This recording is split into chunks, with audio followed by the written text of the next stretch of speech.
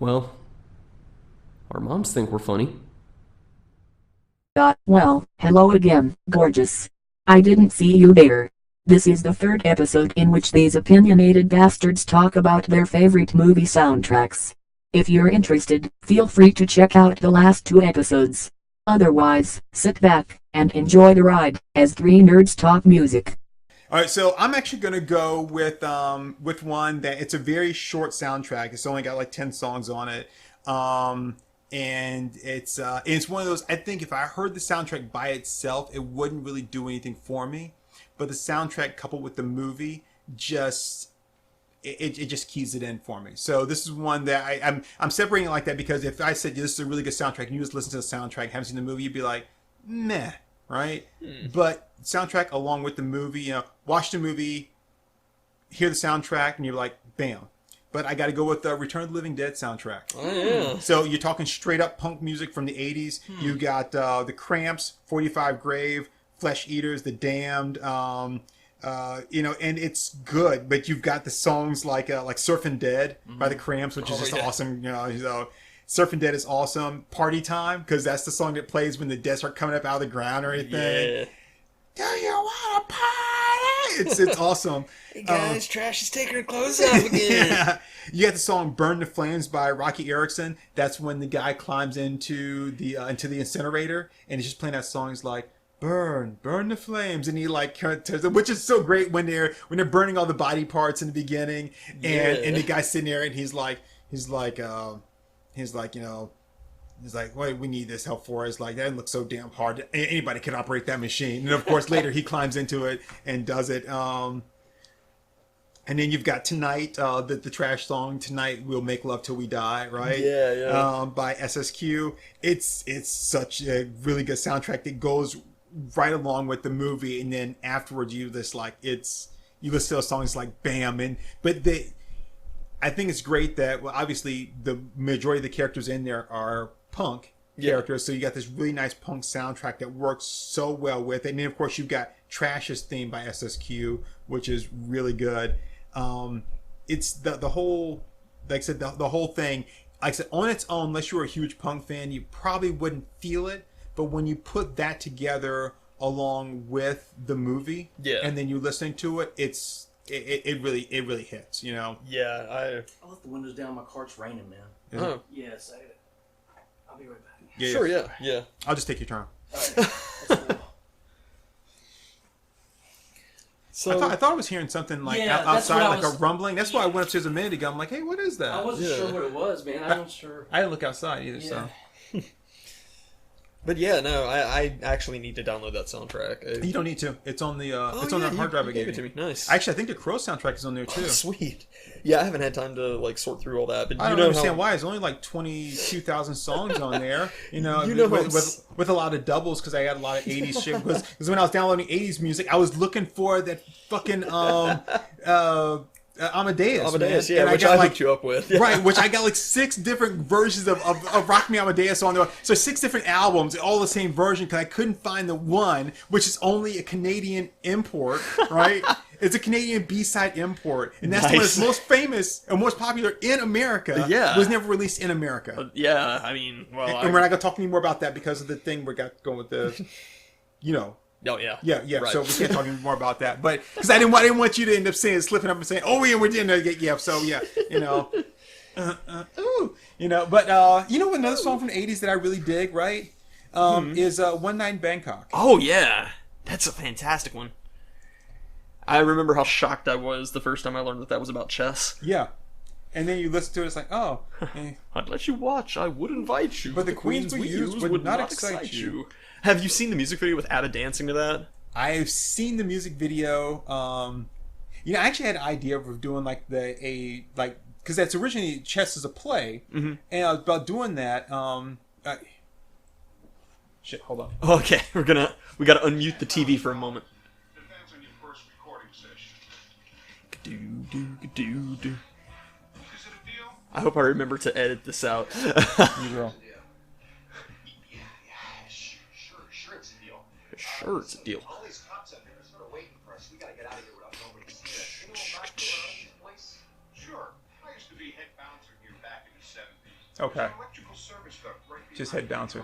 Oh, okay. Okay, cool. Yeah, I thought he was I thought you were right. I thought he did say something about being with the Stones. But But I knew he had something to do with either the venue or the thing. But yeah, wow,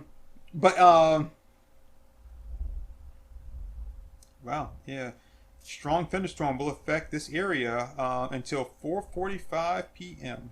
Well, that's only like 45 minutes that we got to write it out then. Oh. Geez, it's 4 o'clock now. Yeah. Wall Winds Crawler in might need excess to of winds in excess of 30 miles per hour. Half-inch hail are possible. Wow.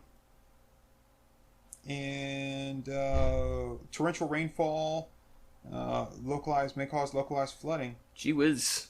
So we might have to get ready to wrap this up because if there's a huge thunderstorm going on, I don't want to lose power in the middle of recording because that could make everything go south. Yeah, well, I mean, the laptop's running on battery, so... Yeah. Should be but the mic is not. Oh, shit, that's right. Yeah. Didn't think about that. I mentioned just a minute ago. Webcrawler mentioned the Buggles, right? Or Video Killed the Radio Star. Yeah. So I was listening to the recent episode of Behind the Bastards, and actually I'm going to pull it up real quick because he didn't say it in the episode, but it made me think. And of course, I don't have any way of actually contacting Robert Evans and be like, "Hey, Rob, tell me this, right?" But I was listening to this episode of Behind the Bastards, and he was. I'm actually going to go to it real quick here. Yep. And because I want to get the guy's name right here. Is it this one? Mike Adams? No. It's not Mike Adams. It's the one, the Goat Testicle guy. Here we go. Yeah. Oh, dude, if you haven't heard that one, John Brinkley, who was this guy who was a doctor of sorts that was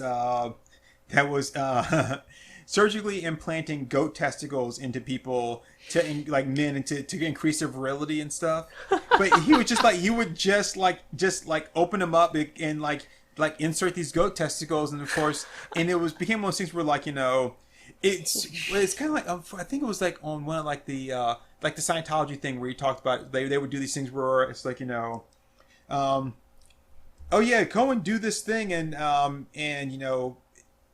it's by being a part of this, it'll make you stronger and smarter. But it doesn't work on everybody. It only works on people who have a really high IQ. so if it didn't work on you, you would kind of say it did because otherwise you would be like, oh, that's because you're stupid. Right? And so you would get people that would buy into it, right? Just because otherwise you'd be you admitting that you're stupid. These are the people who fall for the whole, if your hand is bigger than your face, it's a sign of cancer. Oh shit! I got cancer. What was the movie? Poor Arsenio Hall. He's like, I'm gonna die.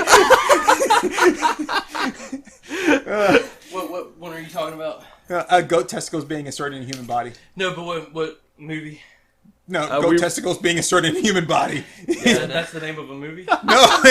No, we just kind of derailed from that while we were waiting for you. Okay, sorry. So we're actually going back to one thing that you mentioned, one of your soundtracks. So this guy was doing this, right? And the guys were like, oh yeah, I feel so much better. And a lot of it was just the power of confidence, right? Right. And some of it was just plain bullshittery. But anyway, the guy finally got found out as a fraud and blah, blah, because he was also selling these vitamins and stuff like that. But he had this radio show.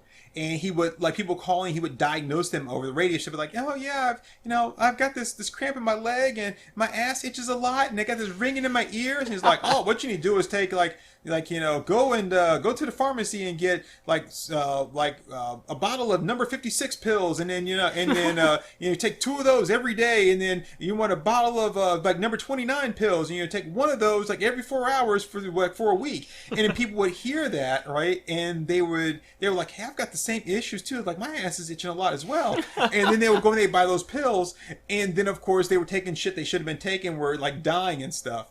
So the guy finally gets they're like, hey, we're going to remove your license and shit like that. So he goes to New Mexico or something like that and buys this radio tower and gets it put up, and he has these engineers rig it up to where it's pumping out so much wattage or whatever it is, right? That people can hear it all the way in New York. Okay. Wow. And it's just broadcasting everywhere. And they said like people that were like living in the area, they were picking it up like on like their fillings in their teeth and shit. It would come through like the metal in their house, like, you know, screen doors and shit like that, right? Because it was so strong and the radio signal was so powerful that that people in the area couldn't avoid it, right? But anyway, when I was listening to him talk about that, it made me think of the Buggles song, right? Yeah. Mexican Radio. Okay. I'm on a Mexican radio. And I was like, holy shit, I wonder if that song is about him. Yeah. Probably so. Because that's when they had to go in there and like the thing FCC was like, okay, no, you cannot broadcast, you know, at this, you know, then just like send your signal all throughout the world, whatever. you got to tone it down. That's because fantastic. it was so powerful. It was just like wiping out other like stations. Yeah, and just I've never heard overriding that them. before. that is crazy. Watching the Blues Brother thing, am I wrong? Like, Carrie Fisher, I know she dated Paul Simon for a long time, off and on. Like, didn't she hook up with Dan Aykroyd during this or something? And they broke up for a while, and then she went back to him or something? I don't know, but Yeah. I mean, She's super cute in this movie. I was gonna say, Yeah. I think this is the hottest I've ever seen her. Even in a Star Wars movie, she's never looked as good, I think, as she did in this movie. Oh, Yeah. And she's competing against Twiggy in this movie. Yeah. So I mean, that's saying a lot. All right, So, so should I- that was me with my Return of the Living Dead soundtrack. Yeah, no, and of course it does. So I'm sorry. I never thought about it before. Return of the Living Dead soundtrack. Yeah, like that probably is pretty good. I It never is. thought about Yeah, it. that's awesome. But so you asked me a minute ago. You're like, "What is that?" And I didn't want to say because it was my next movie. But there is a. I was pulling up on Amazon to get the track list because I don't have the actual CD in front of me, and it's I guess it's a either a Spanish or French like version of the album. And the album cover is beautiful. So that's what I was just Yeah. showing Oh, to. okay. That's what I was just showing to Acomi. This one here is just beautiful. It's got this nice picture of Trash, who we'll probably talk about a little bit later. Probably, yeah. But look at that. That is nice. That That's is crazy. awesome. She's Dude. so hot. Oh my God, Linnea They almost look Quigley. like Cenobites instead of zombies. Or something. yeah. It's kind of crazy. But love- yeah, Linnea Quigley. Oh, I mean, the only she's in Night of the Demons, the original one. There's a scene where I'll see if I can pull it up. I doubt it's going to be on YouTube at all. There's no way it's going to be on YouTube, but I'll see if I can pull it up because you've never seen Night of the Demons, the original, I'm sure. No. But this scene will creep you the fuck out. Sir, Oh, good, man, you got or- creeped the fuck out! Yeah, so I guess I'm next. Are you? Huh? No, it's thunder. Okay, Oh, that's what I thought. Yeah, so we've got a heck of a storm going. So we Yeah. plus it is getting a little bit late, so we're gonna have to try Wrap to this rush. up. I was gonna Yeah. say you might want to kind of hang here a little bit because the storm warning that I bad? got, yeah, it's bad. Yeah, it's sounding really bad. So so I'll jump into my next one, and now we get into the stuff that is probably pretty unexpected for me, just based off of shit that I've said, and you guys probably wouldn't expect me to like these, and these were never brought up in our failed recording yet, because it all died before we got to it. Yeah, we didn't get there. But so next on my list is actually the Space Jam soundtrack. What? Wow. Space Jam is a horrible, horrible movie, okay? But it was a huge part of my childhood. Wow. It sucks. It's awful. I want to pee on you. I want to pee in your food. It's drip, drip, drip, drip, drip, drip. no, it's just it's a total shit movie. So doesn't R. Kelly have a song on there? Yeah, Okay, that's why. Yeah. That's why I'm Believe calling I him Can out. Fly, I right? believe I can fly. Yeah, Yeah. and Fly Like an Eagle by Seal. Hit 'em high by LL Cool J and Coolio and some others. Wow. Okay, maybe it's better than you give It's it. got Maybe- Upside Down by Salt and Pepper. Huh. So it's kind of like Is that a rap. remake of the Soul. Upside Down? I don't know. I mean, it's Salt and Pepper. That's all. That's all I know. What else here? That's the Way. I like it. And of course, like the Space Jam song. If you guys have never heard it, it's actually really awesome. Come on and slam, and welcome to the jam. It was. I mean, it got me pumped as a kid. I fucking loved it. So I don't have a whole lot more to say about it than that. The movie is not Jam's good. back. I guess All we right. were older when we kind of dismissed it. Or at least I did. Like, Right, So well- maybe because you were younger, I mean- because Jacob, my son, he loved that movie. I mean, maybe so, because I mean, like, I was 5 when it came out, I think. yeah. And I mean, it's a shit movie. I will never be able to enjoy watching it. Although I really want to get Bill Murray's jersey from that movie because they sell copies of it, replicas of it. But I mean, like I really like the soundtrack. It's a really good soundtrack. The soundtrack, like we said, like the soundtrack can be better than the film. You know? It's Oh yeah, like yeah. It's like The Crow too. So yeah, I mean, like I don't have a lot more to contribute to it other than that. But I mean, it's got some really tight songs on it. Just for the listeners, I did try to pick good movies to go along with good soundtracks. Yeah, I Not me. Only about half of them. yeah, I could not. I never watched Space Jam. I never had any interest in watching Space Jam. I will never watch Space Jam. Yeah, I can't. We get it, Turk. You're not a furry. No, just Space Jam, dude. I mean, just no. There's nothing about that movie. Like, from the moment that I was like, "Oh, Space Jam," and I'm like, "Wait, what? What So- is?" So you're saying that Lola Bunny never did a little something something for you? No. Oh, I mean, me neither. Totally not. Did you ever hear? What's your song? I was gonna say, What's your next soundtrack? it's like, You mean you ever are we done think with your this? Bugs Are Bunny we done was with Space attractive when Jam? you were dressed up as a girl bunny? No. That's where you were going with that, I know. All right, so yes. Okay, yeah, no, I'm done. mean, That's all I really have to I'm say sorry, about I'm it. not trying to spit on your. I mean, it's No, like, no, it's cool. Actually, I mean- after you listen to some of the songs, okay, I can see it. I guess I just never paid enough attention of like so. The No, I mean- soundtrack can be good, and the movie doesn't have to be. Yeah, no, I'm not trying to defend the movie at all. Okay, we're in a truck. No, I'm not trying to defend the movie at all because it's not really a defendable movie, but good soundtrack. Well, the one I want to pick is like people have their opinions about it, like good or bad. But 89 Batman, What? the 89 Batman, The Tim Burton. movie? yeah, the Tim Burton. Oh, Like, nice. Wait. The Prince. Damn, you stole another off my list, Did dude. I? Okay. Yeah. Okay. I've got that Damn, on my you list, too. man. Because people like give that movie that soundtrack a lot of shit. Like, why would you have Prince on a soundtrack? I'm like, what? Are you fucking kidding me? Why would you not it was have awesome, Prince on a and soundtrack? it worked on every level. Like especially the Party Man, like that whole scene, like it's Oh, yeah. and then the Vicky Vale, like the all of it, the future.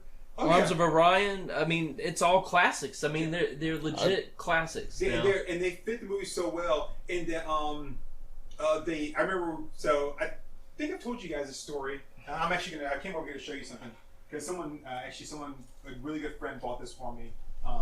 I think you've sent it to me before. That's awesome. Yeah. Have you opened it? Oh no, I've never. That's awesome, man. So it's the I didn't it's even know the that actual like limited edition Batman soundtrack by Prince in a metal case. It's still sealed up and everything. That's In fantastic. metal case, it's the with the bat symbol embossed on it. It's awesome. That's really tight. And I like we were that. talking about it. I was like, oh yeah, they had one that came out like this. And they were like, really? I was like, yeah. And then they ended up buying it for awesome. me for like my birthday or Christmas, whatever. But yeah, it's got it says this can includes a picture disc and a special 20-page booklet, and it's a round thing, so it's going to be a round booklet too. And you That's can't cool. underestimate too, just like Pulp Fiction, what that movie meant. Oh yeah. That transitioned. You had comic book films before then. I mean, I don't want to take away from Donner, Superman, yeah, but it wasn't 89 Batman. No, it wasn't. That thing exploded. It was the Star Wars of comic book movies. Oh, yeah. I don't know. I mean, I don't like even today. You take it for granted with all the Avengers and stuff, but that thing, because there was nothing else out to compete against it, it was pervasive. Like how much merchandise was out from that film, the toys, and they basically admitted that's why they did it. Was like the toy tie-ins and everything. Bob, I mean, it's like, Bob the Goon. yeah, Poor Bob. yeah. It's like I'm gonna need a minute here, boys. It's like It's just everybody, Bob, because Bob was so loyal. He did everything. I know, and he he's like, Bob, failed. gun.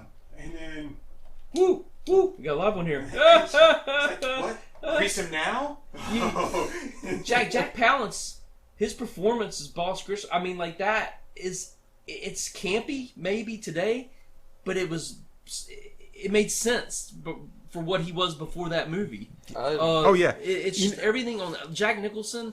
I know people talk about Heath Ledger, but Jack Nicholson was better than Heath yeah, Ledger. there's something very sinister about his take on it. That in the sets, I know we're supposed to be talking about the music, but it all worked together it was a perfect mix again of like intermixing everything. Nothing would be the same without any of it.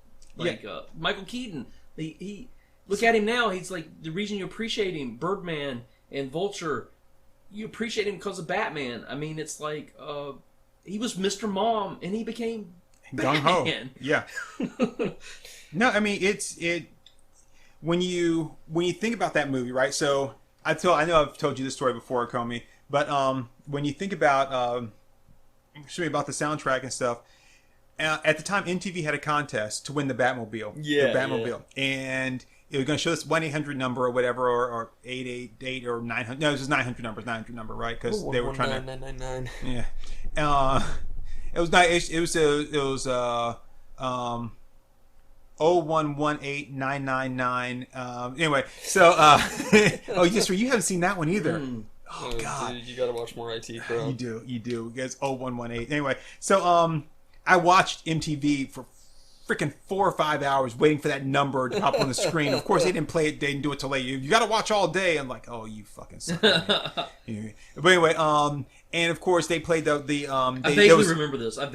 There was the Party Man had music video, and Bat Dance had a music video. Yeah, and I remember a really good one. I remember watching I think it's the Bat Dance music video, because you and I watched it one night. I think it was our YouTube hole that we watched it. I don't think so. I think you just showed it to me. Okay. You were like, you've never seen this? And there's a part where Prince is dressed, and he's like, one half of him is Batman, the other half is the Joker, right? It's such and a he's good dancing, costume. and then it gets this one part where the music is like, I forget, I can't do it right. But anyway, and these women start walking out, these blonde chicks start walking out in these tight pencil dresses, right? And it's like, stop the press. Who was that? And it's like Vicky Vale, and it's like, I like Batman. Yeah. And the one girl, woman or whatever in the thing has on her dress, it says the words "all this and brains too," which is directly from the Dark Knight's comic book. Yeah, It's not in the movie at all. And I remember like reading the comic book and saw like, holy shit. I mean, whoever did that went back to that. And I know that was kind of source material for the movie, but they went back to that and put that in your comic book. I mean, in the music video, I'm like, oh shit. I'm like, you're keying in, right? But that soundtrack is so good. And it's got so many great songs in it, and it's amazing. And it just goes to show, like, I'm not saying I'm the biggest Prince fan in the world, and I know the hype train because of his death, his passing, and whatever.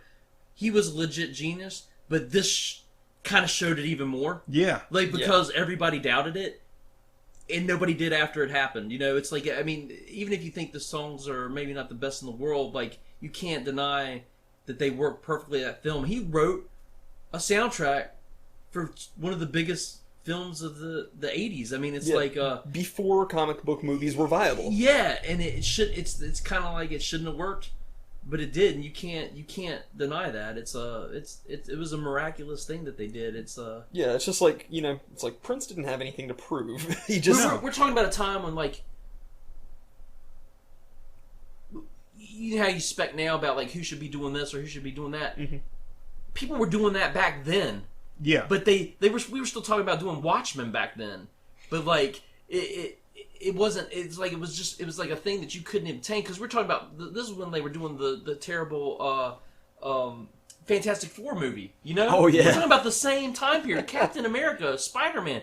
These things were oh my god, horrible. that Matt Salinger Captain America movie. And then oh DC, my goodness. And it's kind of sad because DC started kind of all the thing that kind of became everything, and then now they can't save themselves, and like Marvel's doing it. It's like it's amazing how things have changed. That is, yeah.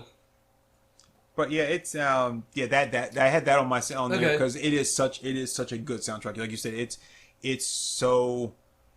It hits everything, and it's Batman. Like you said, it really was. It's like it was like a tent pole for like even when like you have a bunch of movies that fail, right? Yeah. There's certain comic movies that you go back and you say, like, it's not like this genre is not viable. Like you can't really make a Western anymore. You have very few Westerns anymore, right? Where they used to just dominate the cinema. Mm-hmm. Like you have very few of them now. When you do, they have to do these kind of very niche things, because people don't relate to them as much as they used to, right? And that's why you don't see them as much. And the thing when they were comic movies, like the market is going to eventually become kind of oversaturated, and we're seeing a little bit of that now. But I think there's also got so many that are really so many that are really strong that are keeping the rest of these, from dragging it down. It's like I'm so strong that I can carry and drag the rest of these movies with me, and they're not going to hold me back.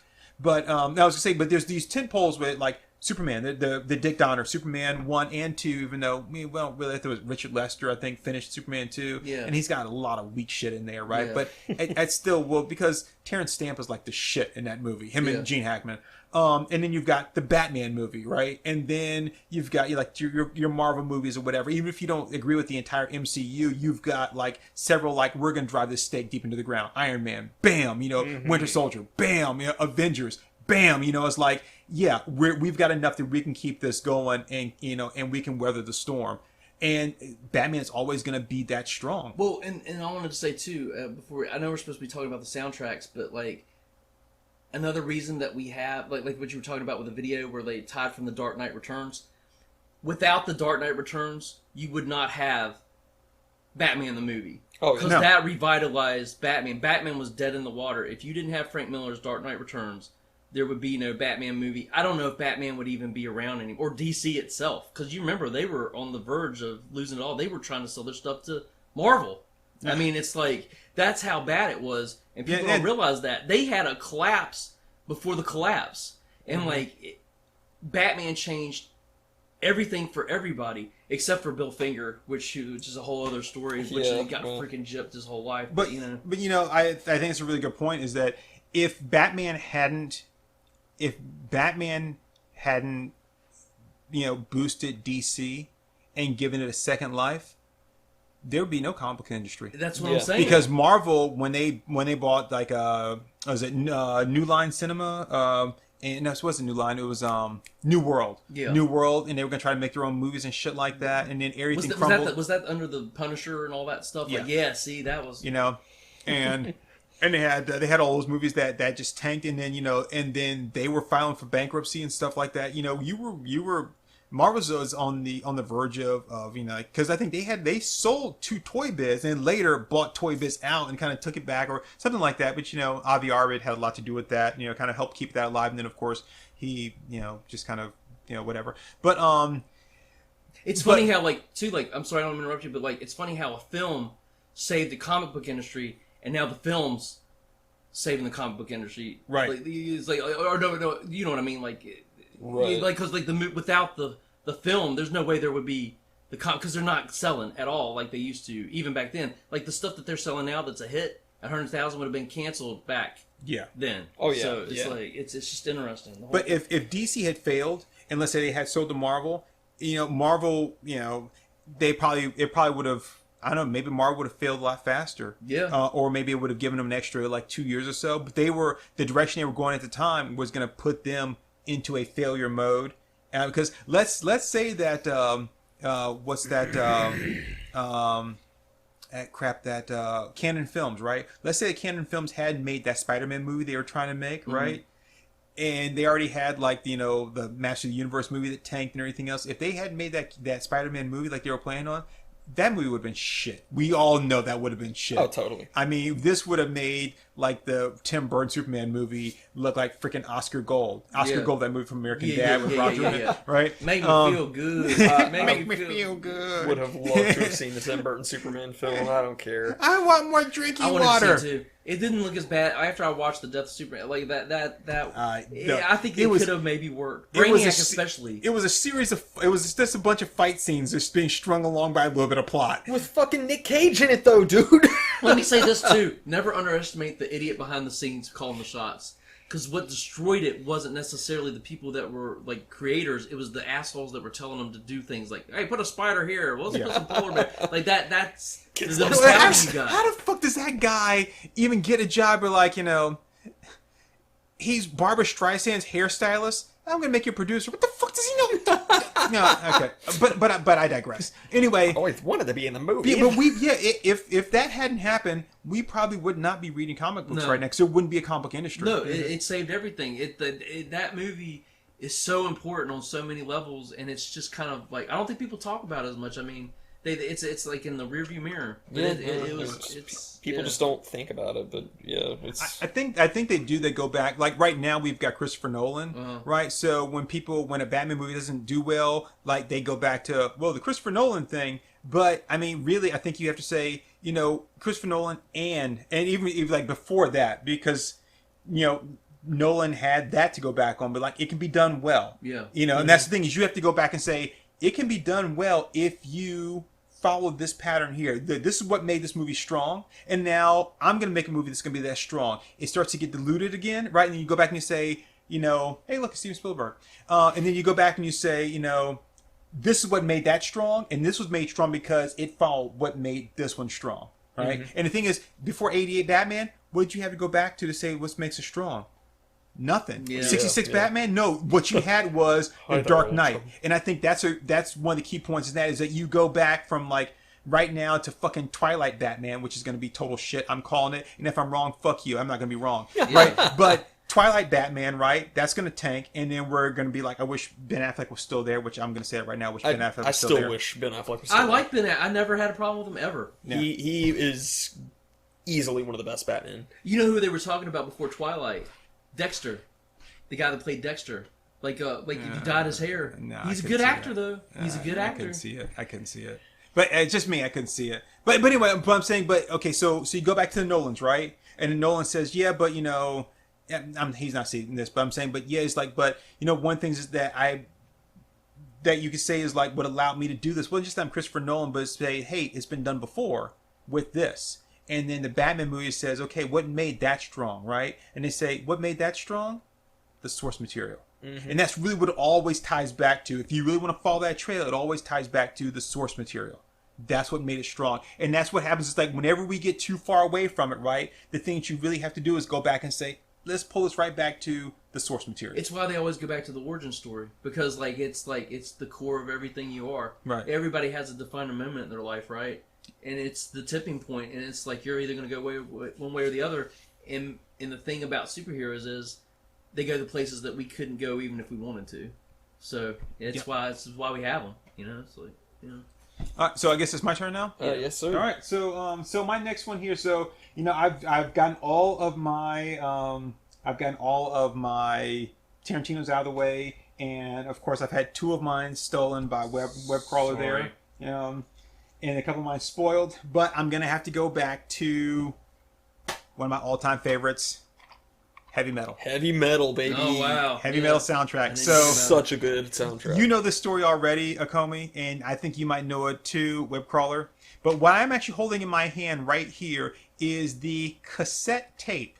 The cassette tape for heavy metal soundtrack. So I watched heavy metal, and a guy I knew in school was always telling me about it, right? And of course, you couldn't find it anywhere because there was this whole dispute with the soundtrack was made, but music was made by one company, the movie was made by another, and after the movie came out initially, they couldn't agree on like the whole rights to it or whatever, so it was never released on anything. It came on Cinemax one night, and I recorded it and watched it, and I was like, holy shit, this is awesome, right? Such a good movie. And I loved the music from that movie. From the first time I saw it, I loved the music from that movie, and I went looking for it, and of course, at the time, like, again, there was no CD because they hadn't released it or anything. You didn't even have the movie out that you could find. I mean, the movie wasn't out on anything. It wasn't on VHS or anything, right? Because when it came out on VHS, like when they finally got everything resolved, they dumped it all out at one time. You had the CD, you had the, I think you had VHS copies, and you had DVD copies, right? It was like, hey, it's finally available. We finally resolved these issues, right? And bump.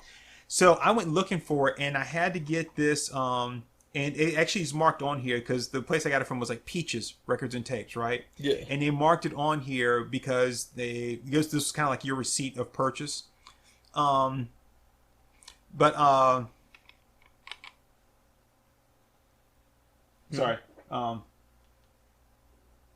Oh, hey, nice. Blues Brothers 2000 just came on. So this was a receipt of purchase. March 11th of 1990. Is when I bought this. Wow. Like, that's a long time after. I was a month and a half old, dude.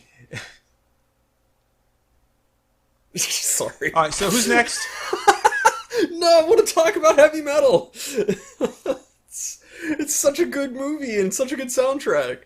Anyway, so I picked this up, right? And I had to look all over for it. I called like every music store I could find, and like, it was like maybe a year or two afterwards that it was like available everywhere, right? Yeah. But anyway, I picked this up, and you know how much this cost me? How much?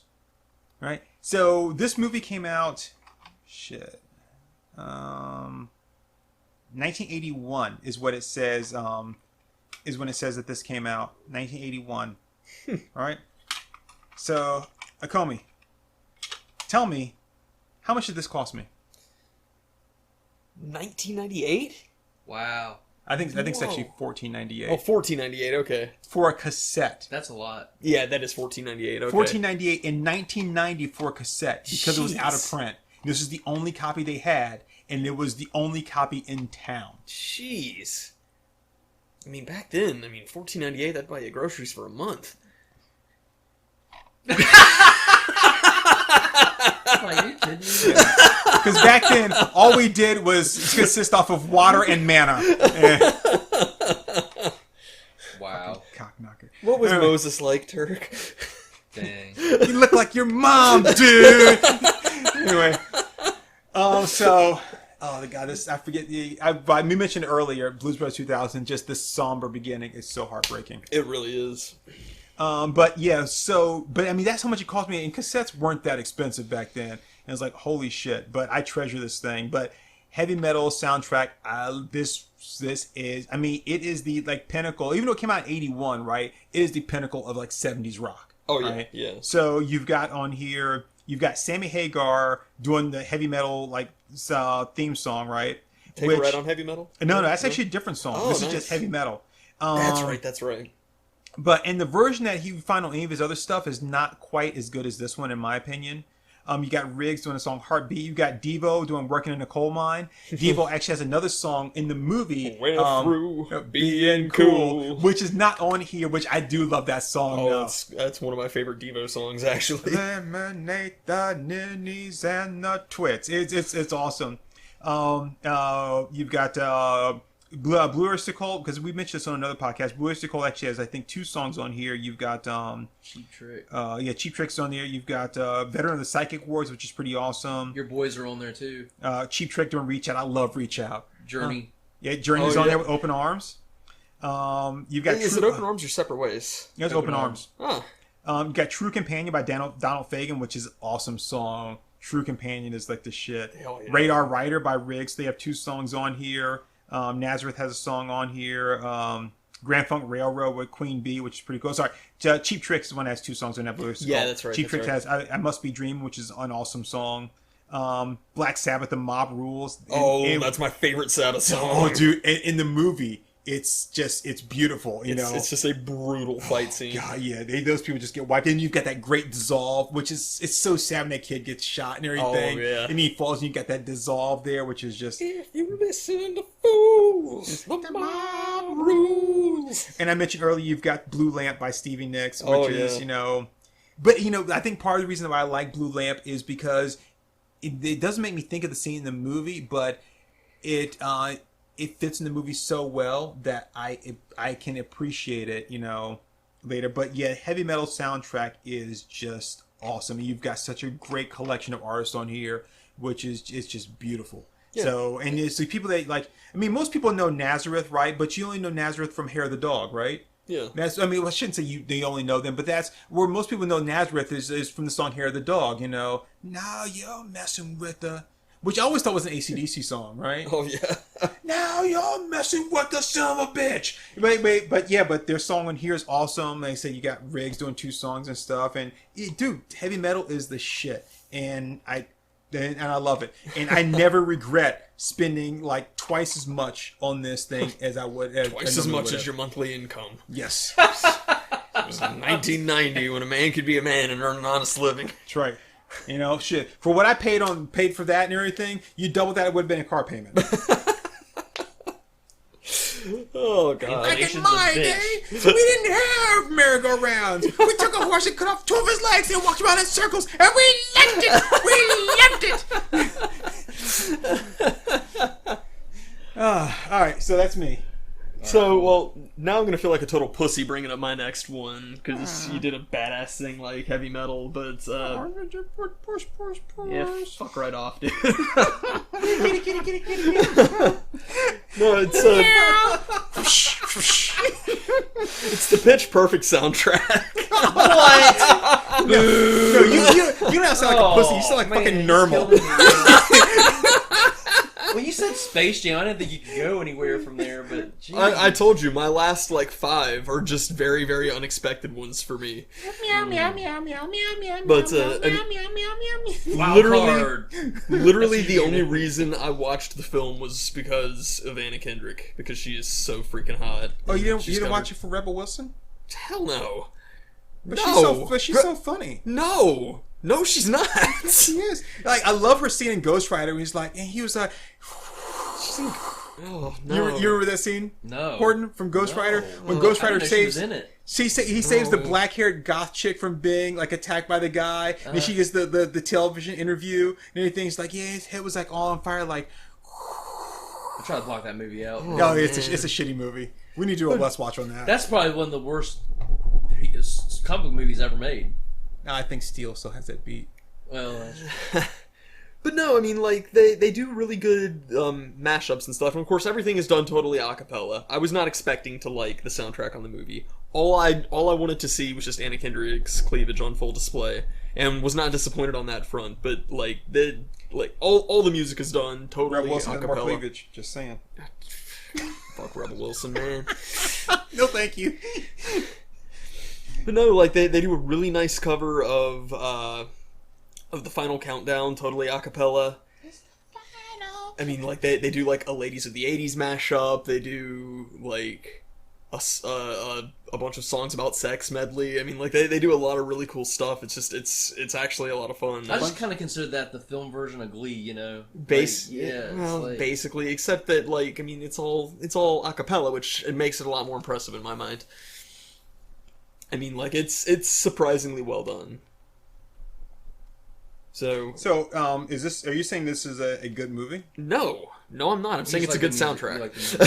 It makes. Okay, and okay. I'll give you this. Like, it is a movie about singing, so like you wouldn't have the movie without it. So it's like, yeah, it intertwines. So that I can see that it's kind of like Wedding Singer to a certain degree. Yeah, in a lot of ways. Yeah. Okay. All right. So, how many times have you seen the movie? Maybe twice. Maybe. Yeah, twice. No, don't lie to me, dude. How many times have you seen the movie? Twice.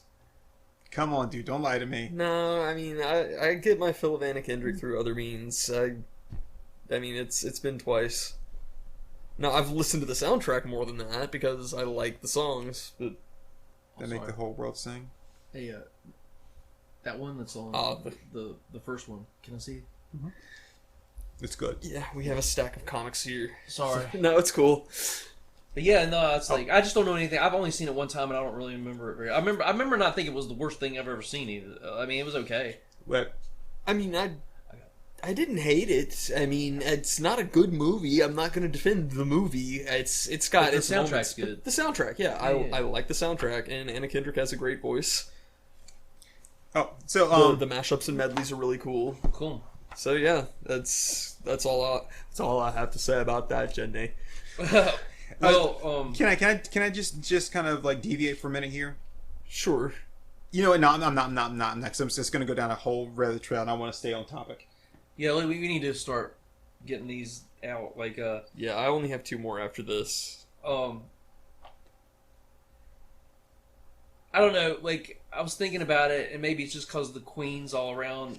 You know, the Bohemian Rhapsody, and like I just watched the thing about Flash. I've never seen the movie, but you know the sound. Highlander. It's Okay. actually really got some good songs. That theme to Prince of the Universe? Yeah, it's a great song, man. It's powerful, and like the song where shoot, I can't remember the name of it. I need to look it up. But like the one where he loses her, you can't no one lives forever. Okay. Yeah. That's a touching song, man. It's done really well. It's got good scores to it. I mean, it's one of my favorite movies too. So that's why I put it on there. Okay. And like it's not perfect, but it's like Kurgan, you know, you can't do much better than him for a bad guy. Clancy Brown. I mean, Clancy Brown's a shit, man. Yeah, so it's like that's why it's on there. I mean, it's and I've got the metal, you know, the steel box version with the CD included in it. So it's like, yeah, it's just one of my guilty pleasures, and the soundtrack's good. I've listened to it a lot. If it hadn't been for Highlander, we wouldn't have had such an awesome Raiden in the Mortal Kombat movie. Oh yeah. Yeah. With Christopher Lambert. I'm being totally facetious right now. I was like, I didn't know what you were saying, but I was trying to agree. I haven't seen Mortal Kombat in like 22 years or something. Mortal Kombat! Yeah, it's yeah. If I ever get married, I want the guy who screamed Mortal Kombat in that song to officiate the wedding. So, Dearly beloved, we're gathered here tonight.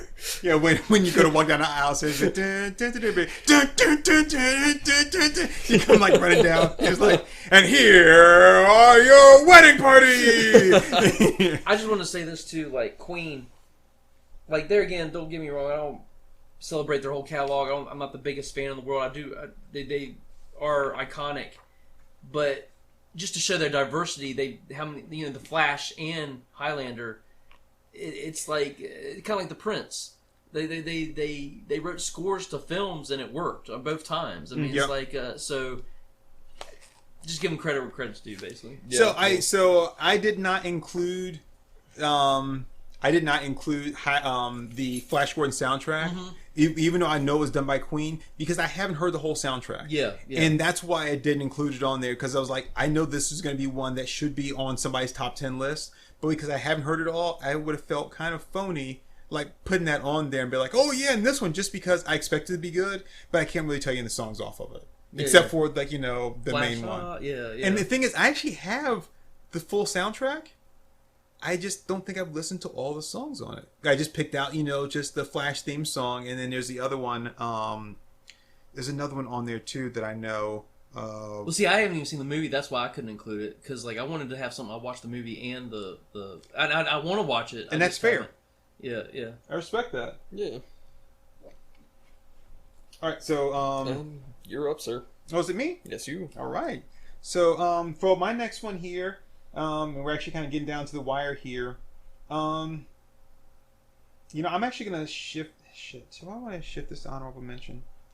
Hold on, because you know what? I'm actually gonna skip this one since we're not in any particular order, and I'm gonna go with the Fight Club soundtrack. Oh, that's a I good love choice, man. Dust I didn't Brothers. even think of that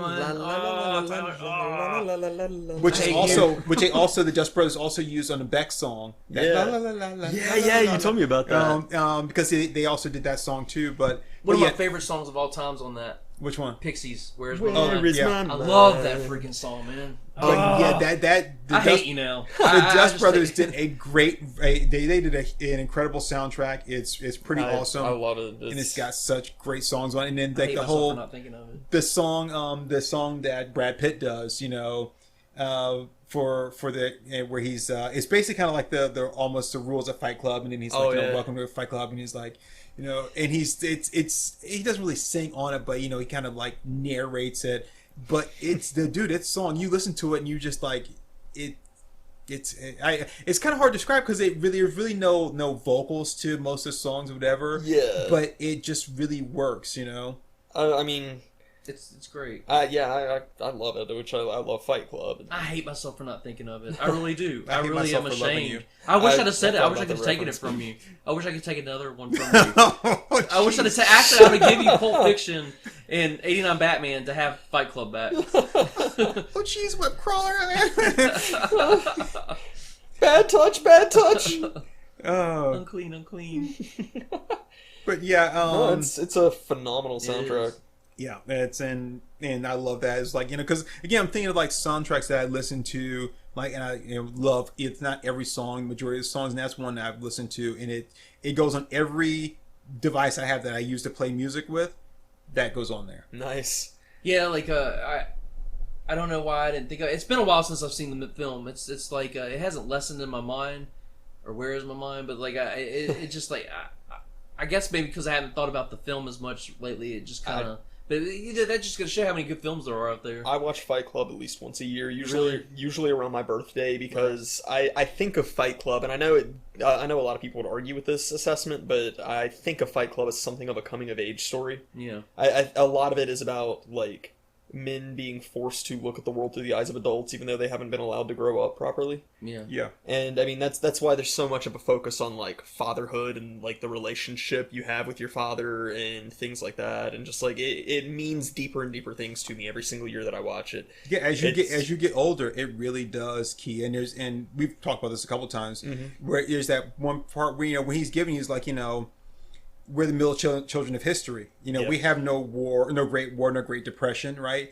Because when you think about that, like, these aren't things that should necessarily make you a man, but when you're growing up and you think about like what you define as being a man, when you reach that point, you're like, I don't know, am I a man? I don't really feel like I am, because I haven't been through these struggles, and maybe we just don't recognize it because they went through them, and it was just something. It wasn't like a rite of passage for them, right? Like you would find like some like ancient tribal like culture, whatever. It was just like, these are some things that happened, and we lived through it, and we kept on going. But you have people that were in like World War II, and they came back, and they weren't the same, and they. Don't get me started on baby boomers, which were products of, like, that's where I'm going to start going on. Because baby boomers are the most narcissistic, destructive force that we're dealing with now. Oh yeah, it's like, but of course they want to blame the millennials for everything. Yeah, I was thinking about that shit this morning while I was taking a shower. They get me like, so freaking mad. Baby I know. I was gonna say, they could be that when we think about these things, like like he says, no Great War, no Great Depression. We think about all the people that went through that we look up to, and we use that as the defining model of men. They're all people that are broken because of those things. So if we look at them and we say, well, hey, I'm not broken, because we don't recognize them as being broken, right? Right. But we say, I'm not broken, so am I a man? Right. It's really weird, but that's the thing. It's like we don't feel like, because we haven't been through these things, but maybe it's like we've got a fucked perspective, but it's so normalized that we don't realize that it's a fucked perspective. It's like, it's like when you're looking at something, right? The image that you're looking at gets like flipped when it hits your eyes, and then flipped back. But like when we're looking at it, in this case, it's only being flipped once, and it's not being flipped back around to its proper perspective. Right, so we're seeing it all upside down, and we're saying, oh, this is normal. Yeah. And that's what Fight Club represents to me. And the soundtrack, of course, doesn't make me feel that way. The soundtrack is just a really good soundtrack that ties into the movie, but it is this old like big globulous thing. To me, oh, go ahead. No, I was just gonna be stupid and say I like the video game soundtrack because it's got Limp Bizkit on it. Well, like the Fight Club to me, the aspect that speaks to me more than anything is the anarchy side of it. Oh yeah, because like the thing is, I'm a raging anarchist, so I fucking love it. And that's the thing. It's like, because like rules are, who comes up with that? Who says? Do you see what I'm saying? It's like so the fact that we try to, the only reason this works is because you got constructs that they put in your head, and they say this is the way it is. Who says? We do. Who's we? And then you go down the rabbit hole. It's like it's all just to keep us in line, right? It's like, and then Fight Club makes perfect sense, because when you're just mano a mano and you've got two fists and that's all you've got, that's when you face. That's what you are. Like, you're left with, like, you're either got your face in the dirt, you got the shit kicked out of you, or you're standing over top of somebody victorious. Yeah. There's no in between. It's when you break it down to the hunter-gatherer survival aspect of it. Exactly. And I don't know how I'd stand up, but it's like, I'm not stupid either. If I can grab a bat, I'm going to bring it in there with me. So you got, it's like, and that's all fair. When you're trying to survive, then you say you're a bitch, but if you're standing over somebody with a bat. But I think one of the great things about Fight Club is he said, after it was over, nothing was solved, but nothing else mattered. Right, that's the thing. It's like this. So beautiful. And even I think, even though like the fighting there is not really about like me conquering you, it's about me feeling alive. And this thing is like, I feel alive. Have I fixed anything? No, but I'm feeling alive in this moment, and not like I'm just existing. And then you go to work next day where you're dead inside. Yeah, you've got it's a beautiful. It says a lot. This may be too personal for a comedy podcast, but Wait, we're doing comedy here. I thought so. Our moms thought so. But no, like, again, I watch this movie every year. I watched it around my birthday this year, and what really stood out to me, for a lot of personal reasons that I'm not going to get into here, but what really stood out to me this year was the scenes where they talk about their dads. Yeah. And where he's just like, if I could fight one person, I would fight my dad. And it's like, I never knew my dad. It's just, the fucker went and set up franchises and just things like that.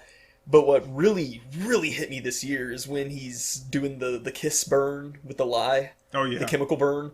And he's just like... That's one of my favorite scenes. It's so good, but he's just like, shut up. Your father's your model for God. If your father bails on you, what does that tell you about God? And it's just like, damn. You have to accept the possibility that God does not like you. He never wanted you. In all probability, he hates you. It's like, It's God's kind of like an absentee father. He doesn't call, he doesn't write, but he loves you. Yeah, just, that whole scene, just every exchange they have talking about their dads, and just, like... Oh, no, it's there. I mean, and It's you like, feel it. And the whole thing when he's like, it goes back to the whole being a man thing. It's like, I graduated from college, and it's like, okay, Dad, now what? Get a job. And it's like, okay, it's like, now what? I don't know. Get married. It's like, and the thing is, like, you look into these people like, what do I do? And they're like, I don't know. This is what I did. I guess it worked out okay. You do the same thing. Yeah, and that's why I view this as a coming of age story of just like, okay, now what do I do? Yeah. It's like, oh, shit, I don't know. And that's just going to show you why it's such a great movie, because we all got something different. Oh, out of man, it. yeah, I mean, yeah. you can put the best stories are the things where you can put your own spin, and it shows your psychology, And like, I don't think anybody's wrong. Yeah, I think you all on some level you've hit it, and that's why it works, because it works on so many levels. Yeah. It's like it's cliche, but it does. Oh no, And the interesting thing is that none of this is what the actual book was about. Yeah, and that's it. I mean, like, the intention of the guy is like, I didn't mean this at all, I would love to talk to Chuck Palahniuk about this. Well, the thing is, all the stories from Fight Club, it was like a dinner party or something. They were all at the dinner, and people just tell them various stories around there, and that somehow came together in this thing. So, like, it wasn't even about like him, like, I want to tell a story about disenfranchisement among men or whatever, and coming of age. Was he wasn't he like a truck driver or something? Like I don't think so. I thought he was. I thought there was a thing where, like, I thought he had some kind of an office job, because I thought that he got into a fight and came into work, like, that Monday, and nobody wanted to talk to him about it, and they were just like, oh, okay. Maybe I'm thinking of somebody else. I don't know. It's been a long time since I've read about the backstory of stuff, but yeah, no, I mean, I get really emotional talking about Fight Club. Good pick. Yeah, phenomenal pick. Thank you. So now these last two of mine are super, super unexpected, because I've never said a kind word about either of these movies, but I'm gonna say kind words about their soundtracks, and these may shock you, but I fucking love the soundtracks on these horrible, god awful pieces of shit. First one is Ready Player One. Ooh. I mean, you think about pretty much everything I've listed has a very heavy emphasis on oldies and 80s, and that's all what Ready Player One is. I mean, you've got Tears for Fears, Everybody Wants to Rule the World. We do. You got One Way or Another by Blondie. You got Blue Monday by New Order. We're Not Gonna Take It, Twisted Sister. Jump by Van Halen. Just like all this stuff that, like, I've been listening to for years, and I fucking love these songs. And oh yeah, You Make My Dreams.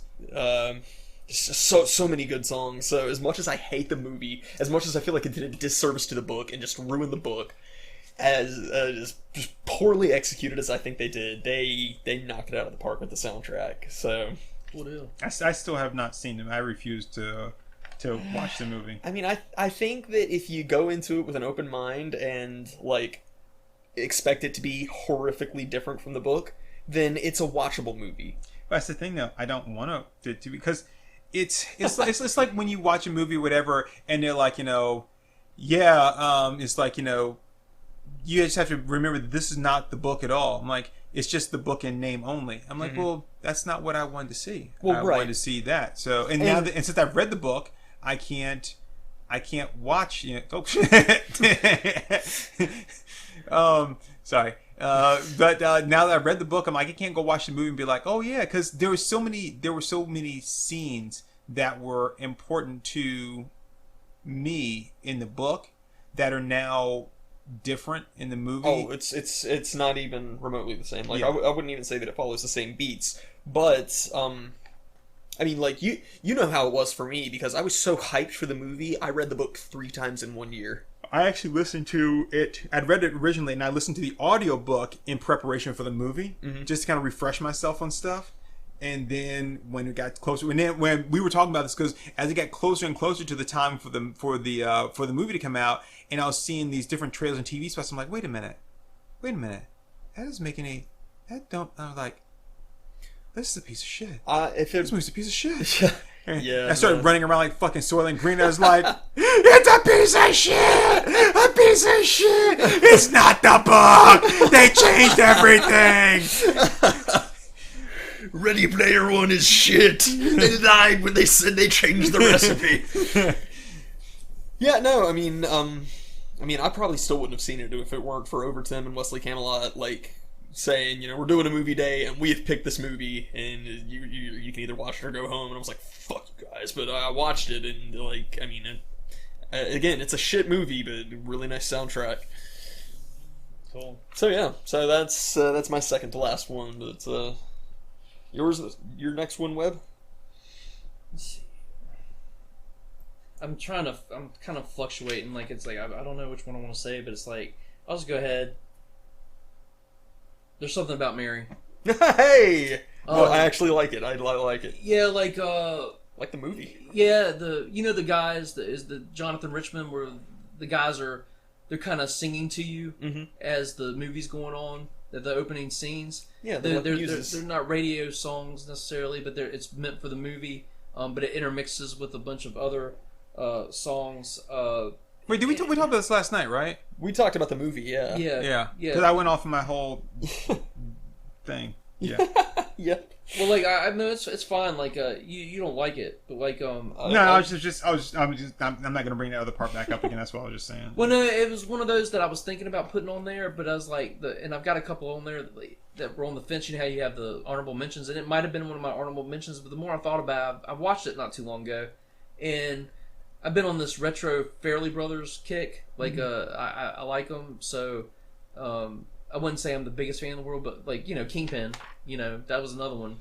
So it's like basically like it's kind of the same genre. Just like everything's I can listen to straight through. It works with the movie pretty well, and like the more you listen to it, you appreciate it. Name some of the songs off of there. Let's see. I'm not trying to put you on the spot. I'm trying to think because I don't know the soundtrack, so I'm trying to think of like what on there would I've been interested in. It's been a while since I've seen the movie. But it's got Is She Really Going Out With Him? You remember that? Like and then True Love Is Not Knife. Jonathan Richman there again. Like that's him singing to the audience. You know, like and then History Repeating. You know, the Propeller Heads, huh? The Propeller Heads History Repeating. Yep. Holy shit, I love that song. I forgot that was on there. Yeah. It's all just a little bit of history repeating. It's great. And then the whole thing. There's Something About Mary song that Jonathan Richman did. Like, it's just yeah, that was the title theme, wasn't it? Yeah, it's very eclectic. It's like it's not overly complicated, but it's it fits the movie.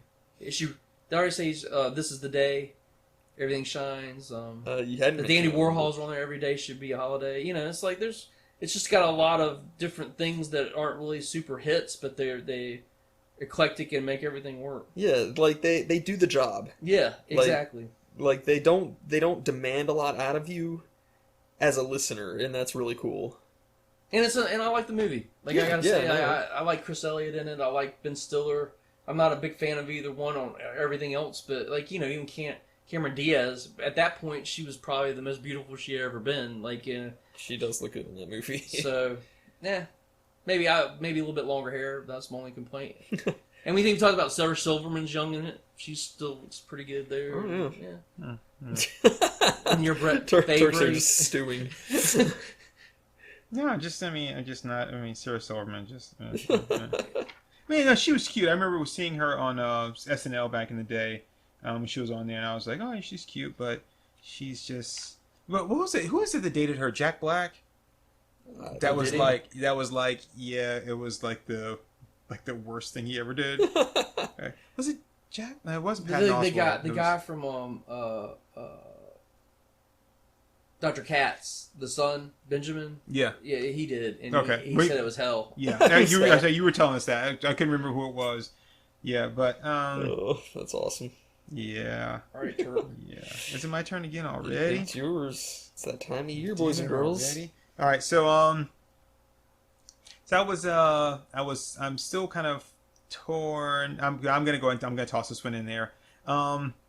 Romeo and Juliet, the movie, soundtrack 1 and 2, the Baz Luhrmann one. So you've got some really good songs on here. So you've got Number One Crush by Garbage, which is a great song.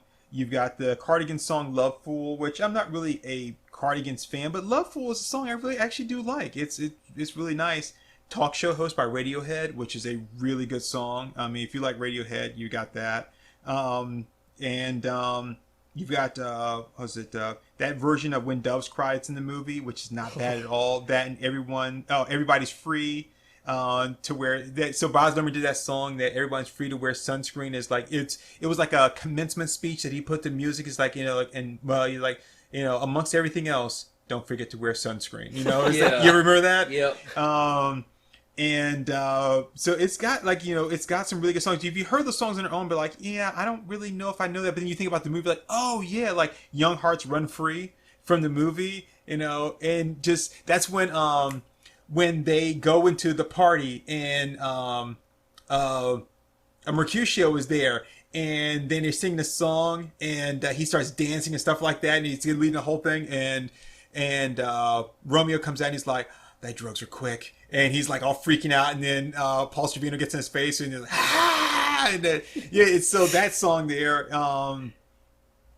It's a pretty good soundtrack. I mean, Romeo. I mean, it was like Never seen the movie, never heard the soundtrack. You've never seen Romeo and Juliet? I've seen the it, but I Baz don't Luhrmann remember one? the music, man. Holy shit! dude. Yeah.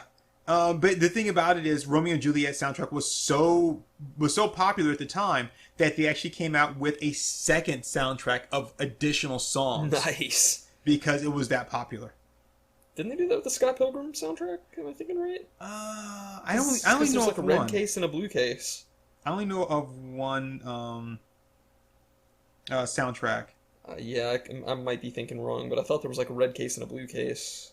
Yeah, so yeah, it was and I think the second one was more of like music inspired by as opposed to like songs that were actually like in the movie. But yeah, dude, I mean, Romeo and Juliet soundtrack. I mean, if nothing else, you've got that really good Garbage song and you've got that really good Radiohead song. Again, the two songs alone aren't really enough to really kind of push and be like, oh yeah, I've got to own this or whatever. But it's good. And then, like I said, you did have that Cardigan song, Love Fool, which is, that's a pretty good song. It was really popular back in the day, too. Yeah. So, Romeo and Juliet. Yeah, most definitely.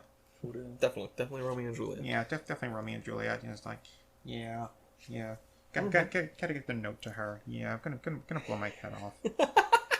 What? That's what he done! Oh, well, you've never seen it. Yeah, I just said I never saw the movie. So you've never seen... Crawler, did you say you've seen it? What's that? I've seen it, yeah. I just, I don't really remember. John Leguizamo, when he's first introduced, that is the shit! Oh, yeah, you told me about that scene, yeah. See, I'm not a big John Leguizamo. How could you not be... But dude, he played Luigi. No, I'm not a big... He's kind of weird. His stand-up acts are really good. Looks like he needs to take a shower. That's racist shit. So, that's not racist. That's racist he shit. just looks grimy. He looks like a grimy little guy. That's racist. Grimy little guy. When he's in that chef movie, it's like I would never eat food prepared Chef by that movie? guy. Either the one with John Favreau. Ratatouille. I never watched it. Yeah. No, I don't know. I mean, not that it's a big role for him, but his scene in John Wick. Like when they come there, he's like, where'd you get this car? And it's like, I own you. It's like, no. It's like, I have an agreement with your dad. And it's like, get the fuck out of here. What's the dead movie that he's in? The one where they're in the towers. A Land of the Dead. Yeah, I like that. I thought he was good in I that. haven't seen it. Okay, so you guys ready for my last one? Because this one's really gonna surprise you guys. Because this is one I've taken an entire episode of Korova Game Bar and bitched about. Oh shit! Pixel soundtrack. Oh, I called it. I freaking called it. You called it, dude. But I mean, like, they got Everybody's Working for the Weekend. They've got once again, Everybody Wants to Rule the World. just like they've got like they lift stuff out of all the old arcade games. So you got like Centipede, you got Cubert, so many good ones, and of course like the end credits one, High Score. That's actually really cool. Do they have the really cool. Cubert love theme? No, thank God. Okay, sorry. Thank God, no. But no, it's actually, you know, it's a pretty fun one, and it's one of those ones where it's just like begrudging, where it's like, I don't want to like the soundtrack. I want to hate everything about Pixels, but it's got those few that actually kind of sell me on it. Wow, I didn't realize it's been that long since it came out. It's 2015. It's still the wound still feels really fresh. Oh, you know, the deeper the blade goes, the more it hurts. Pretty much. But yeah, so I mean, I don't have a ton. I mean, I would say, you know, if I were putting together the soundtrack for a film like Pixels, I would have handled it a bit differently. I would have brought in some of the Buckner and Garcia things that they did, such as like Froggy's Lament or Pac-Man Fever. Oh God, I can't stand Pac-Man Hey, Fever. you I don't hate like that Pac-Man song. Fever? Yeah, Can I say this, like, on our last pick? That's your last pick, right? Yeah, that's my last pick. Do you have honorable mentions? Should we just throw in the honorable mentions? Just get out of the way. Just do your honorable mentions too. I mean, if you're done, like. Yeah, no, I don't have a lot more to say because I can't really say anything in defense of Pixels itself. I've already torn that movie apart. I despise it, but as far as that element of it goes, Adam Sandler can pick good music, man. Like his films have. Now, So, how involved is he in the picking of the music, though? Yeah, that's true. But his movies do have good. Like, No, I'm honestly asking. Waterboy on there. Like that was a good one. Like. So Just like that song "Water Sucks." It really, really sucks. So as far as honorable mentions, I mean, you know, we talked about musicals and how we can't really discuss those too much, and so much of the movies soundtracks that I like are from musicals. So like Chicago, I love the soundtrack too. Little Shop of Horrors, love it. But I couldn't really think of too many more to put on as honorable mentions, so I'm just going to make kind of the broad sweeping statement. Pretty much anything from Disney's like golden ages of animations. There's so many good songs in Disney films. Like something from like Lion King or Aladdin or something like that. Just stuff I grew up with. Those songs are catchy as hell. That's cool. So, yeah, I mean, it's not anything like too earth-shattering, but those I do, like, I always get a lot of enjoyment out of Disney music. So are you next? No, it goes back to you. It's me? Okay. Alright. Dead Presidents. Okay. Like, it's just one. I had some other ones on there, but it just pushed up. It's like, it's got tons of good music, man. That's like, I guess that's the soul, or you know, like a Money to buy. yeah. It's got like it's you know what the Dead Presidents is about. It's like the music on it's just amazing. Like every song, and Danny Elfman does the score. You know, so it's, I mean, I'm not but you know, Batman. Yeah, that's really all he's got going for his Batman Pee-wee's Big Adventure. Yeah, but I mean, like, that was good. The Dead Presidents was good too. So I don't know if I've listened to Dead Presidents. I know I've probably heard a couple songs from it, but I don't know if I actually listened to the soundtrack. I mean, you got Isaac Hayes, you got James Brown, Spinners, Barry White, Harold Melvin, the Blue Notes, the Dramatics, Curtis Mayfield, Aretha Franklin, Jesse and Trina, Al Green. I mean, is it all just old school soul and R&B? See, yeah. I was thinking Dead Presidents would have had more of like a hip hop rap thing to it. Nah, the OJ's, Isaac. That's what I'm saying. Like, okay, all right. It's awesome, man. Like every song on there is awesome. Interesting. There's not one bad song on there. Did I say the Spinners already? Sly and the Family Stone. I mean, yeah, it's you can't go wrong with it. Okay. Except for Danny Elfman. Yeah. Apparently no, but like and then like I'm just throwing it out there. I've only got two. I've already mentioned Star Wars and Indiana Jones. They're givens, but like Logan soundtrack would have almost made it, and then my other one was Saturday Night Fever. Hey. For pretty much the same reason. Not that so much I like the music, but just appreciating what that did. It's almost the equivalent of. I think that inspired Pulp Fiction to a certain degree. Because like it was such an iconic thing, like at its time, and like I think that's why it's one of the reasons we recognize Travolta as an icon.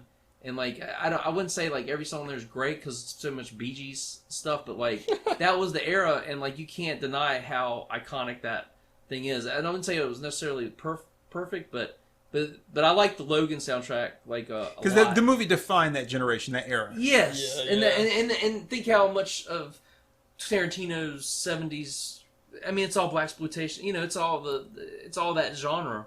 like I mean, the that Bee Gees, heavily. man. Yeah, it's like You like ABBA too. Yeah, I love ABBA.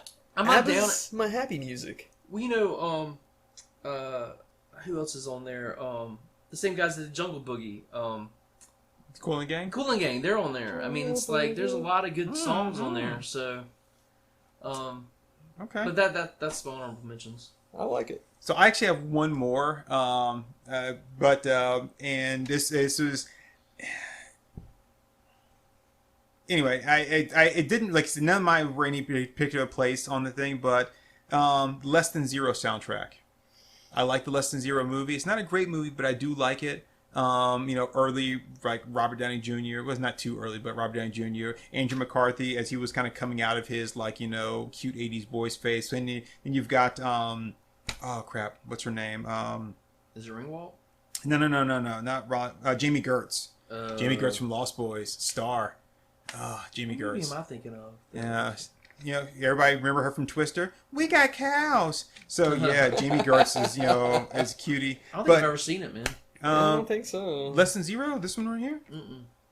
Well, the soundtrack is really good. So the soundtrack actually introduced me to Public Enemy. Oh, Public Enemy. And I do love Public Enemy. So on this, you That's got... weird that came from that movie, man. I Yeah. wouldn't associate that with that. So this movie has, of course, the one song you're going to really know, or two songs you're going to really know from this is Going Back to Cali, LL Cool J. That was from this soundtrack. And the Bangles cover of Hazy Shade of Winter. Which Nice. that alone would carry this whole soundtrack. Bengals are unrated. I like them. I like the Bangles, yeah. Which you played me that song. I remember really liking Hazy Shade of Winter. I thought you'd heard before that. Oh. But so you've got Public Enemy doing Bring the Noise.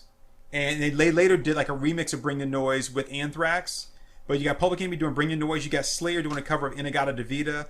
Aerosmith does a cover of Rocky Pneumonia and Boogie Woogie Flu. You got a Roy Orbison song on here. And Poison doing Rock and Roll All Night cover. Now, here's one of the things that's really going to get you, right? You've got Glenn Danzig and the Power and Fury Orchestra doing the title song You and Me Less Than Zero. And it's good. It's like a ballad, right? It's like a slow kind of like ballad with Glenn Danzig singing it. And it's kind of a powerful song. So if you've never heard You and Me Less Than Zero by Glenn Danzig, it's not like Mother, it's kind of awesome. And I used to listen to this soundtrack all the time. Okay. And it's still like, as it Hazy Shade of Winter, I love that song, dude. You put that on, like I'm like, everything just has to stop. I'm listening to this song. That's pretty tight. So yeah, Less Than Zero soundtrack is there. And the thing is, it's not really an 80s like song. An 80s soundtrack. It's just a really good soundtrack. And it's got these, like, it's got a bunch of covers by like these bands at the time. But the one of the, like I said, really kind of cool things about it is what was I just gonna say now? LL Cool J Going Back to Cali. Going Back to Cali just. I think that was one of the things that people were like, no, I don't think so. And if you've never heard the Colin Quinn parody of it, Going Back to Brooklyn, which is really funny. You ever seen that? Yeah. He's like Going Back to Brooklyn, feeling like a zero, where the girls look like Madonna and the guys sound like De Niro. It's my honorable mention is Transformers the movie soundtrack. Oh yeah. You got the touch. Yes, and the thing is, like you've got the two songs, right? You got the touch and what's the other one? Dare to be stupid. No, Dare to be Stupid. I was thinking of the other one. Dare. Oh yeah, Dare. Dare, and you got the touch, and then you got Dare to Be Stupid, and there's a couple other songs on there, but they're not really, to me, they're not really as strong that they stand out on their own. So that's why they put it on there, because those are the three songs that like I can't live without from the soundtrack. The other ones I'm okay with. You got Spectre General song on there and stuff, but when I listened to it, I was like, it's not holding me as much as everything else. And then my last one that's on here is Sucker Punch soundtrack. Oh yeah. We were watching a little bit of Sucker Punch last night. The soundtrack is really pretty good, and but the Sucker Punch soundtrack has some like remixes on there. So you've got a remix of Bjork's song of Army of Me. You've got this really cool like remix of I Want It All's Queen song. But the Sucker Punch soundtrack is really nice, and you do have a song with Oscar Isaac and Carla Gugino. Oh, and yeah. they have a song on there that they do. Yeah, that's when And- she's dressed up like the lady in red that I was talking about last night. When she's in the Jessica Rabbit outfit. So hot. So Sucker Punch soundtrack is really pretty awesome. So Emily Browning, the lead actress, she does Sweet Dreams Are Made of This. You've got a cover of White Rabbit, which is kind of cool. Skunk and Nancy, whatever, I don't know what it is, but they do a cover of Iggy Pop Search and Destroy, which is really kind of cool. Nice. And then Love is the Drug with Oscar Isaac and Carla Gugino. It's a really short soundtrack, 9 songs, 49 minutes long. It's not even a full hour, right? But yeah, it's pretty cool. I really dig it. But as I say, compared to all the other ones, though, it is a little lower on the tier. But yeah, it's I think it's really worth checking out. Cool deal. So that's it, man. So yeah. Yeah, good deal. Yep. So yeah, those were our top 10. And then we know there are plenty of other songs on there that we didn't cover, like soundtracks, because this is a kind of a subjective thing. It's like what do you like in a soundtrack? What movie do you think is really good, or whatever? But yeah, I think we kind of thought long and hard about this. And again, these were like ones that were like these are songs, these are soundtracks that are really are iconic to us. Yeah. So all right. Yeah, and then like with Fight Club, it's like I just you just can't think of them right away. Some things pop in your head, and then when you hear them, you're like, oh, of course. Yep. Yeah, it's like yeah, we all had just like an embarrassment of choices, really, and it was just like there's so many options here. How do you narrow it down to that? But yeah, no, this was definitely a fun episode, which I think we're gonna have to break this down into several. We went a bit over what I was expecting, but we did. But well, I mean, we had a lot to say about this stuff. This is all stuff that we're very passionate about, and we have a genuine passion not only for the soundtracks but for the films themselves, for the most part. Yep. But yeah, I think it's also when you're talking about this kind of stuff, it's not that you're defending your choices, but you're saying you're not just putting out there like, not like this, and let's move on to the next one. It's like, this is why I like it. This is what stands out about it. This is what makes it great to me. Well, and I would hope that that this would kind of deepen people's appreciation for the soundtracks that we mentioned. Yeah. Because I think in a lot of cases, people would have either thought, oh, hey, I never thought to listen to that soundtrack, or I never really paid attention to the soundtrack when I was seeing the movie, and hopefully we can deepen some people's appreciation for stuff. And then there's ones we mentioned that we'll probably go back and see for ourselves. There's ones that I have no idea about. So yeah, absolutely. I think your choices, your last couple of choices are really good. It was like, I didn't really care for the movie, but the soundtrack is really strong. Yeah. And I think that's one thing, is like separating the movie from the soundtrack sometimes. We talked a lot about movies where the soundtrack enhanced it, right? Or the soundtrack, gives us that warm and fuzzy for the movie. But then you also have these ones where they're completely separate. The soundtrack is really good and the movie isn't. And I wanted to include the Conehead soundtrack on there because that Red Hot Chili Peppers song, Soul to Squeeze, that's a great song. It's one of my favorite Chili Peppers songs. But I really can't tell you much else about it that, I was like, think I needed to, no. So I know Soul to Squeeze, and that's awesome, and that's it. Yeah, man, that's fair enough. Yep. All right, well, I think that's everything. I think we have gone plenty of time on this one, but yeah, thanks everybody for giving us a listen. Make sure to check out some of our other podcasts, and check out some of the other stuff we've done on the channel. Yeah. So, I'm surprised none of us actually mentioned the Friday the 13th soundtrack. no goodness. I don't remember anything from it, honestly. I'm just throwing it back at you. All right. All right. Thanks, everybody. Have a good one. Bye. Did you hear when I paused? All right there, folks. That was Our Moms Think We're Funny. Let's give them a hand.